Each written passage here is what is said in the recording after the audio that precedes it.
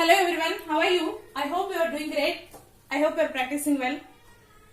నేను ఈ క్లాసులో చాలా ముఖ్యంగా మీ అందరికి చెప్పేది ఏంటంటే ఓన్లీ 10 క్లాసుల్లో మొత్తం స్పోకెన్ ఇంగ్లీష్ గ్రామర్ అంతా కూడా కంప్లీట్ చేయబోతున్నాను. ఇది ఫస్ట్ క్లాస్. స్కిప్ చేయకుండా ఫస్ట్ నుంచి చివరి వరకు చూసే ప్రయత్నం చేయండి. ఈ వీడియో నచ్చినట్లయితే లైక్ చేయండి, షేర్ చేయండి, సబ్స్క్రైబ్ చేయండి. ఇప్పుడు మనం క్లాస్లోకి వెళ్దాం. మనం ఫస్ట్ నుంచి తీసుకున్నాం. ఇంగ్లీష్ లో ఎన్ని లెటర్స్ ఉంటాయి మనకి మనందరికి తెలుసు, 26 లెటర్స్. వాటిని ఆల్ఫాబెట్ అంటాం. తెలుగులో అయితే వర్ణమాల. ఆల్ఫాబెట్ డివైడెడ్ ఇంటూ 2 పార్ట్స్ మనకి బాగా తెలుసు. వర్ణమాల 2 రకాలు ఉంటుంది తెలుగులో కూడా, అచ్చులు, హల్లులు. అచ్చులు బాగా తెలుసు కదా, ఆ టు ఆహా వరకు ఉంటాయి. హల్లులు వచ్చి కా నుంచి బండిరా వరకు ఉంటుంది. ఈ ఆల్ఫాబెట్ కూడా వొవెల్స్, కాన్సోనెంట్స్ అని 2 రకాలు ఉంటుంది. వొవెల్స్ అనేటివి 5 లెటర్స్ ఉంటాయి. ఏ, ఈ, ఐ, ఓ, యు. ఈ 5 లెటర్స్ కూడా మనకి వొవెల్స్ అంటాము. రెస్ట్ ఆఫ్ 21 లెటర్స్ ని మనం కాన్సోనెంట్స్ అంటాము. ఇది మనందరికీ తెలుసు. ఈ వొవెల్స్, కాన్సోనెంట్స్ కంబైన్ అయితేనే మనకి వర్డ్ అంటే పదం వస్తుంది. ఈ పదాల కలయికతోనే వాక్యం వస్తుంది. ఇవన్నీ మీకు తెలుసు కదా, జస్ట్ ఒకరో గుర్తు చేసుకున్నాం అంతే. ఈ వాక్య నిర్మాణం జరగాలి అంటే మనకు ఖచ్చితంగా గ్రామర్ అనేది తెలుసుండాలి. ఒక సెంటెన్స్ ని ఎగ్జాంపుల్ తీసుకుంటున్నాను చూడండి. For example, she called me అని చెప్పామనుకోండి. ఈ సెంటెన్స్ తీసుకున్నట్లయితే షీ అనేది సబ్జెక్ట్. తెలుగులో ఏమంటామంటే కర్త అంటాము. కాల్డ్ అంటే ఇక్కడ పని జరిగింది, ఏంది పిలవడం అనే పని జరిగింది. దీన్ని ఇంగ్లీష్ లో వెర్బ్ అంటాము, తెలుగులో అయితే క్రియ అంటాము. నెక్స్ట్ మీ అనేది ఇక్కడ ఆబ్జెక్ట్. ఆబ్జెక్ట్ అంటే తెలుగులో కర్మ అంటాము. కర్మ అంటేనే అర్థమవుతుంది కదా, అనుభవించేవాడు అని అర్థం. ఇప్పుడు చూడండి, తెలుగు ఈ సెంటెన్స్ ఎలా వచ్చింది, అసలు సబ్జెక్ట్ అంటే ఏంటి, మనం సబ్జెక్ట్ గురించి తెలుసుకుందాం. సబ్జెక్ట్ అని తెలుసుకునే ముందు నౌన్ గురించి, ప్రొనౌన్ గురించి కొంచెం తెలుసుకోవాలి. నౌన్ అంటే తెలుసు కదా, నేమింగ్ వర్డ్. అంటే లివింగ్ థింగ్ నుంచి నాన్ లివింగ్ థింగ్ వరకు ప్రతి దానికి భూమి మీద ఒక పేరు అనేది ఉంటుంది. అదే నౌన్, మనందరికీ బాగా తెలుసు. వాటిని అన్నింటినీ కూడా మనకి సబ్జెక్ట్సే అవుతాయి. అదేవిధంగా ప్రొనౌన్ అంటే ఏంటంటే ఇన్స్టెడ్ ఆఫ్ నౌన్, మనము నౌన్ కి బదులుగా ప్రొనౌన్ ని అంటే సర్వనామాన్ని, నామవాచకానికి బదులుగా సర్వనామం చెప్పబడుతుంది. ఇంగ్లీష్ లో ఈ అన్ని ప్రొనౌన్స్ గురించి మాట్లాడుకునేదానికి అన్ని నామవాచకాల గురించి మాట్లాడుకునేదానికి మనకి 7 సబ్జెక్టివ్ ప్రొనౌన్స్ ని తయారు చేశారు. ఆ 7 ఏమిటంటే ఐ నేను, వి మేము మనము, దే వాళ్ళు, యు నీవు లేకపోతే మీరు, హీ అతను, షీ ఆమె, ఇట్ అది లేకపోతే ఇది. ఈ 7 ప్రొనౌన్స్ కానీ తెలిసినట్లయితే మనం ప్రపంచంలో ఉండే అందరి గురించి కూడా తెలుసుకోవచ్చు. ఇప్పుడు చూడండి, ఈ 7 ప్రొనౌన్స్ తర్వాత మనకి ఆబ్జెక్టివ్ ప్రొనౌన్స్ కూడా చూద్దాము. ఐ వచ్చినప్పుడు ఆబ్జెక్టివ్ ప్రొనౌన్ మీ వస్తుంది. మీ అంటే అర్థం నన్ను, నాకు, నాతో 3 అర్థాలు వస్తాయి మీ వచ్చినప్పుడు. అంటే సందర్భోచితంగా మనం అర్థం చేసుకోవాలి. నెక్స్ట్ అస్ అంటే మమ్మల్ని, మాకు, మాతో. యు అంటే మిమ్మల్ని, మీకు, మీతో. దెమ్ వారిని, వారికి, వారితో. హిమ్ అతన్ని, అతనికి, అతనితో. హర్ ఆమెని, ఆమెకు, ఆమెతో. ఇట్ దాన్ని, దానికి, దానితో. ఇక్కడ మీరు యుని, ఇట్ ని తీసుకున్నట్లయితే మనకి సబ్జెక్టు ప్రొనౌన్ లో ఏ వచ్చాయో యుకి గాని ఇట్ గాని ఎలాంటి చేంజ్ లేదు, అవే వచ్చాయి. కాకపోతే మిగిలిన సబ్జెక్టివ్ ప్రొనౌన్స్ మాత్రం ఇక్కడ ఆబ్జెక్టివ్ ప్రొనౌన్స్ అయినప్పుడు చేంజ్ అవుతాయి. ఇది ఒకసారి గమనించుకోవచ్చు. మీనింగ్స్ మాత్రం మారుతుంది. ఇప్పుడు మనం సబ్జెక్ట్ తెలుసు కదా, సబ్జెక్ట్ అంటే మనం దేని గురించి అయితే మాట్లాడతామో దాన్ని సబ్జెక్ట్ అంటాం. సపోజ్ ఈ మార్కర్ తీసుకున్నాం. ఈ మార్కర్ తీసుకున్నట్లయితే మార్కర్ బాగుంది, ఇది బ్లాక్ మార్కర్ అంటే బ్లాక్ మార్కర్, ఇది బాగా రాస్తుంది. ఇలా దీని గురించి మాట్లాడతాం కదా, దీన్ని సబ్జెక్ట్ అంటాం. అలా కాకపోతే నేను నా గురించి ఇంట్రడ్యూస్ చేసుకునేటప్పుడు నేను అనేది సబ్జెక్ట్ అవుతుంది. లేకపోతే ఎవరైనా ఒక థర్డ్ పర్సన్, హీనో షీనో కావచ్చు, వాళ్ళ గురించి మాట్లాడేటప్పుడు మనం అది సబ్జెక్ట్ అవుతుంది. అంటే సబ్జెక్ట్ అంటే అర్థం ఏంటంటే మనం దేని గురించి మాట్లాడతామో అదే మనకి జనరల్ గా సబ్జెక్ట్ అని అర్థం. సబ్జెక్ట్స్ ని వేటిని సబ్జెక్ట్ గా తీసుకుంటామంటే ఈ సబ్జెక్టు ప్రొనౌన్స్ అన్ని కూడా మనకి సబ్జెక్ట్స్ అవుతాయి. వీటితో పాటు మనకి singular nouns, plural nouns. Nouns 2 types, అంటే చాలా రకాలు ఉన్నాయి, కానీ నౌన్స్ లో మేజర్ గా సింగులర్ నౌన్స్, ప్లూరల్ నౌన్స్ మీరు వినే ఉంటారు. సింగులర్ నౌన్స్ అంటే ఏకవచనం అంటాం కదా, అంటే ఏదైనా ఒకదాని గురించి మాట్లాడేటప్పుడు. అదేవిధంగా ప్లూరల్ నౌన్ అంటే బహువచనం, అంటే రెండు గాని అంతకంటే ఎక్కువ వస్తువులు గాని లేకపోతే మనుషులు గాని స్థలాల గురించి గాని మాట్లాడేటప్పుడు మనం దాన్ని ప్లూరల్ అని అంటాము. ఇప్పుడు చూడండి, ప్లూరల్ నౌన్స్, సింగులర్ నౌన్స్ తో పాటుగా ఈ సబ్జెక్టు ప్రొనౌన్స్ 7 కూడా మనకి సబ్జెక్ట్ అవుతుంది. వీటిలో దేని గురించి మాట్లాడుతున్నా అది మనకి సబ్జెక్టే అవుతుంది. సబ్జెక్ట్ అంటే తెలుగులో కర్త. నెక్స్ట్ ఇప్పుడు సబ్జెక్ట్ గురించి క్లారిటీ వచ్చింది కదా. నెక్స్ట్ ఆబ్జెక్ట్ అంటే కర్మ, అనుభవించేవాడు. అంటే కొన్ని సెంటెన్సెస్ లో మనకి ఆబ్జెక్ట్ రావచ్చు, రాకపోవచ్చు, చిన్న చిన్న సెంటెన్సెస్ మాట్లాడేటప్పుడు. ఇప్పుడు చూడండి, ఆబ్జెక్ట్ అంటే ఇక్కడ మనం ఆబ్జెక్టివ్ ప్రొనౌన్స్ తీసుకున్నాం కదా, మీ నుంచి ఇటు వరకు ఈ 7 కూడా ఆబ్జెక్టివ్ ప్రొనౌన్స్ గా ఉంటాయి. వీటితో పాటు సింగులర్ నౌన్స్, ప్లూరల్ నౌన్స్ వస్తాయి. కాకపోతే అర్థాలు సబ్జెక్టివ్ ప్రొనౌన్ లో వచ్చే విధంగా కాకుండా, ఇప్పుడు సపోజ్ రాణి అనుకున్నాం అనుకోండి, ఆబ్జెక్టివ్ ప్రొనౌన్ లో ఉన్నప్పుడు రాణిని, రాణికి, రాణితో అనే మీనింగ్ వస్తుంది. ఇప్పుడు మనకి మీ అంటే నన్ను, నాకు, నాతో వచ్చింది కదా, అలాగా మరి ఈ మీనింగ్స్ ఎలా ఉంటాయో కొన్ని ఎగ్జాంపుల్ చెప్తాను చూడండి. షీ కాల్ మీ అంటే ఆమె నన్ను పిలిచింది. ఇక్కడ మీకు ఏమర్థం వచ్చింది? నన్ను. ఇక్కడ నన్ను అనే అర్థం వచ్చింది. అదేవిధంగా దే గేవ్ మీ అంటే వాళ్ళు నాకు ఇచ్చారు. ఇక్కడ చూడండి, మీనే ఉంది కానీ అర్థం నాకు అని వచ్చింది. హీ టోల్డ్ మీ అతను నాతో చెప్పాడు. హీ టోల్డ్ మీ అతను నాతో చెప్పాడు. చూడండి, ఈ మీనే ఉంది కానీ అర్థాలైతే మనకి డిఫరెంట్ గా వచ్చాయి కదా. అదేవిధంగా అన్ని ఆబ్జెక్టివ్ ప్రొనౌన్స్ కూడా ఇలాగే వస్తాయి. మీ తీసేసి మనం అస్ పెట్టామనుకోండి, షీ కాల్డ్ అస్ ఆమె మమ్మల్ని పిలిచింది. దే గేవ్ అస్ వాళ్ళు మాకు ఇచ్చారు. హీ టోల్డ్ అస్ అతను మాతో చెప్పాడు. ఇలా అన్ని సెంటెన్సెస్ కూడా అలాగే వాడుకోవచ్చు. షీ కాల్ దెమ్ ఆమె వాళ్ళని పిలిచింది. దే గేవ్ దెమ్ వాళ్ళు వాళ్ళకిచ్చారు. హీ టోల్డ్ దెమ్ అతను వాళ్ళతో చెప్పాడు. ఇప్పుడు అర్థమైంది కదా, అంటే ఈ నన్ను, నాకు, నాతో ఈ 3 మీనింగ్స్ ఎలా వస్తాయో ఇప్పుడు అన్ని సెంటెన్సెస్ కూడా అలాగే చెప్పుకోవచ్చు. ఇప్పుడు మనం సబ్జెక్ట్ అంటే తెలుసు ఏంది, subjective pronouns 7, I, we, you, they, he, she, it, singular noun మరియు ప్లూరల్ నౌన్. ఇవి 9 మనకి సబ్జెక్టులుగా వస్తాయి. అదేవిధంగా ఆబ్జెక్టివ్ ప్రొనౌన్స్ ఏంటంటే me, us, you, them, him, her, it.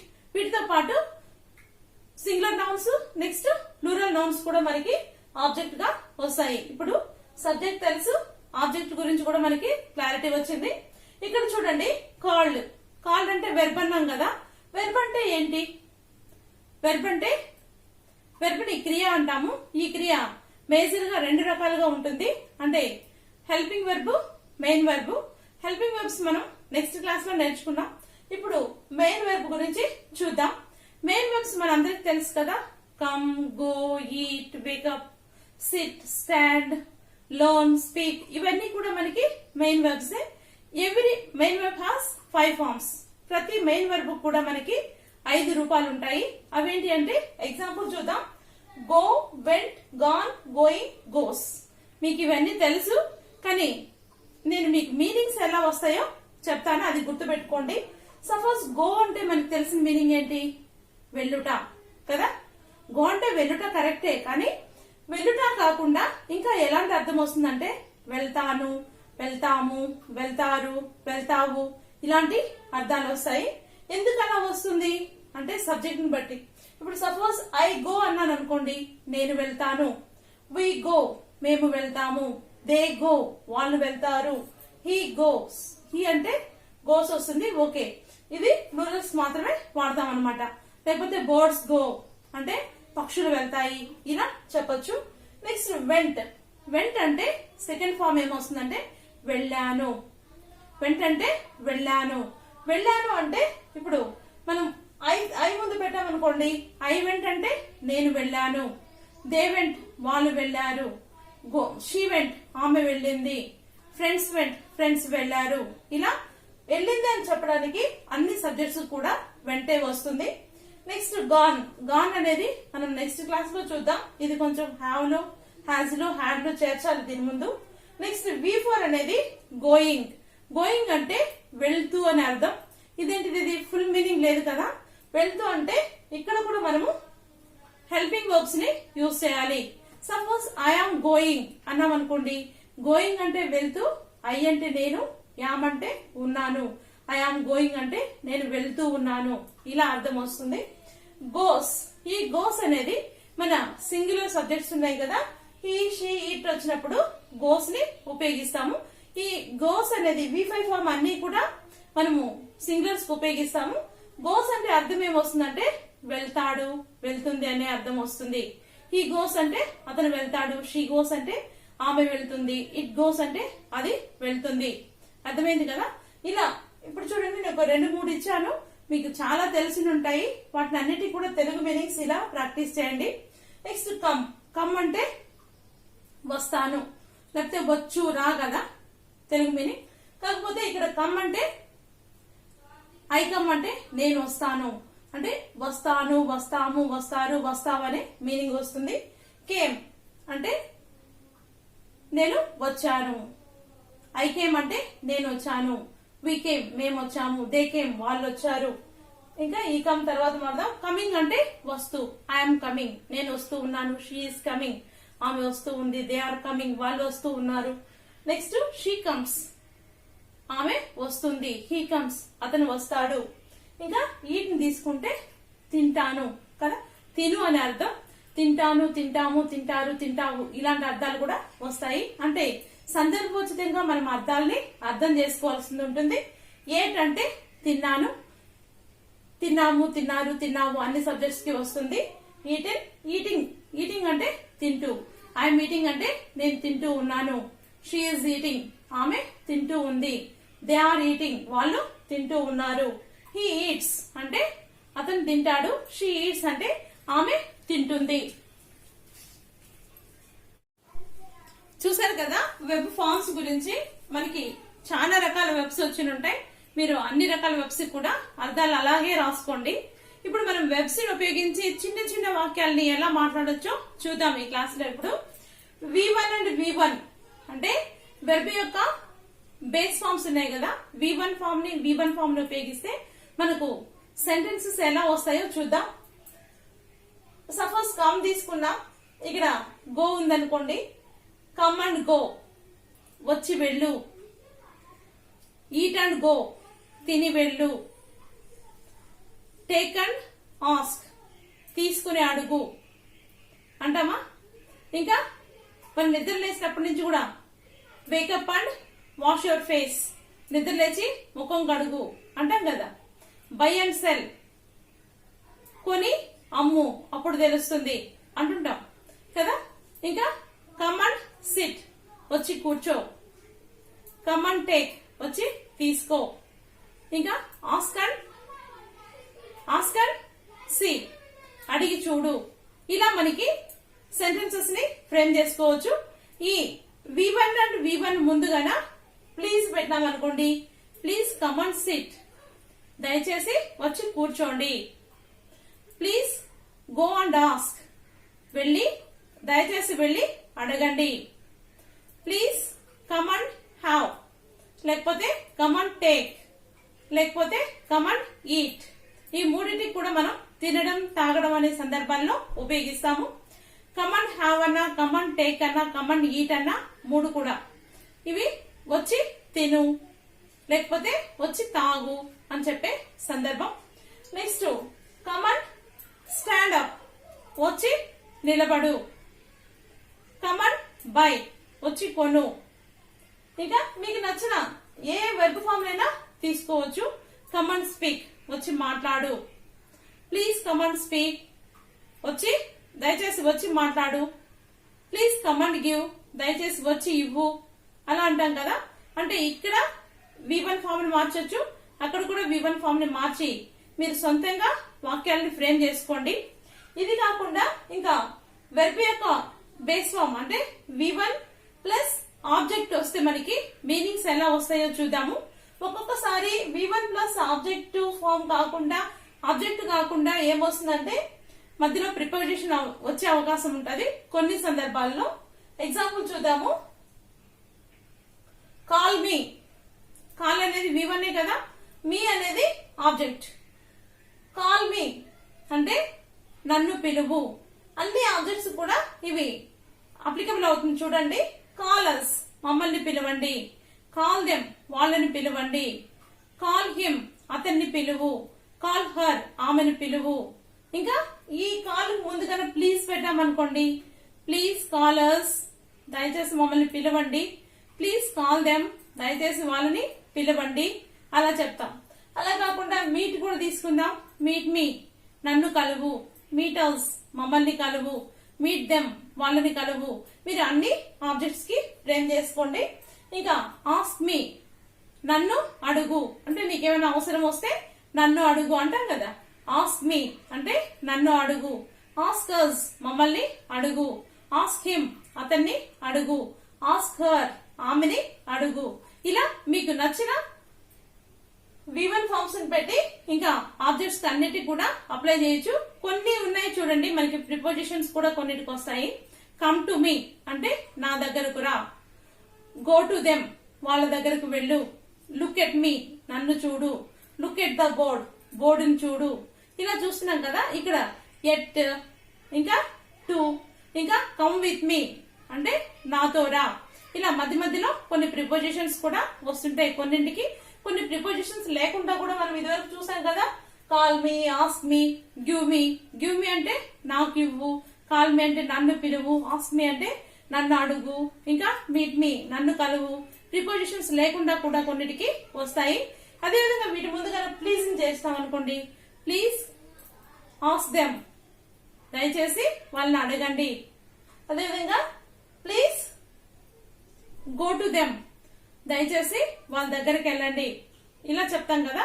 ఇలాంటి సెంటెన్సెస్ ని మీకు నచ్చిన ఈ ఫార్ములా ప్రకారం ఫ్రేమ్ చేసి ప్రాక్టీస్ చేయండి. ఇంకో ఎగ్జాంపుల్ కూడా అంటే ఇంకొక ఫార్ములాను కూడా చూద్దాము. Let plus object plus V1. మనము ఆబ్జెక్ట్ తెలుసు కదా, మనకి ఆబ్జెక్టివ్ ప్రొనౌన్స్ అన్ని తెలుసు. వాటి ముందు V1 ని వాడడం తెలుసు. వీటికి ముందు లెట్ గా వచ్చినట్లయితే ఎలాంటి అర్థం వస్తుందో చూడండి. Let me come, let me come, నన్ను రాని. లెట్ దెమ్ గో, వాళ్ళని వెళ్ళని. లెట్ హిమ్ ఆస్క్, అతన్ని అడగని. లెట్ హర్ సిట్, ఆమెని కూర్చోని. చూసారా? లెట్ ఇట్ లీవ్, దాన్ని వదిలేయి. లెట్ రాణి కమ్, రాణిని రాణి. లెట్ రాసి ఆస్క్, రాశిని అడగని. ఇంకా మీకు నచ్చిన సెంటెన్స్ పెట్టుకోండి. లెట్ మీ స్పీక్, నన్ను మాట్లాడని. మీరు డెబేట్స్ లో చూసినట్లయితే లెట్ మీ స్పీక్ అంటుంటారు, నన్ను మాట్లాడని. లెట్ మీ కాల్, నన్ను పిలవని. లెట్ మీ ఇన్వైట్, నన్ను ఇన్వైట్ చేయని. అదేవిధంగా అన్ని ఆబ్జెక్ట్స్ కూడా పెట్టుకోవచ్చు. లెట్ హర్ ఇన్వైట్, ఆమెని ఆహ్వానించని. లెట్ దెమ్ కాల్, వాళ్ళని పిలవని. ఇలా సెంటెన్సెస్ ని ఫ్రేమ్ చేయొచ్చు. వీటి ముందు కూడా మనం ప్లీజ్ ని పెట్టామనుకోండి, ఇంకొంచెం ఇది పొలైట్ గా అవుతుంది. ప్లీజ్ లెట్ మీ ఆస్క్, దయచేసి నన్ను అడగనివ్వండి. ప్లీజ్ లెట్ దెమ్ కమ్, దయచేసి వాళ్ళని రానివ్వండి. ప్లీజ్ లెట్ హర్ ఆస్క్, దయచేసి ఆమెని అడగనివ్వండి. చూసారు కదా? ఇలా మీరు నచ్చిన సెంటెన్సెస్ ని ఫ్రేమ్ చేయండి. ఇప్పుడు ఈ క్లాస్ మీకు మేజర్ గా మనం చూసింది ఏంటి? సబ్జెక్ట్ అంటే ఏంటి, ఆబ్జెక్ట్ అంటే ఏంటి, అదేవిధంగా వెర్బ్ అంటే ఏంటి, ఇవి మూడు తెలుసుకున్నాం. నెక్స్ట్ క్లాస్ లో మనం కంటిన్యూ అవుదాము. By for now.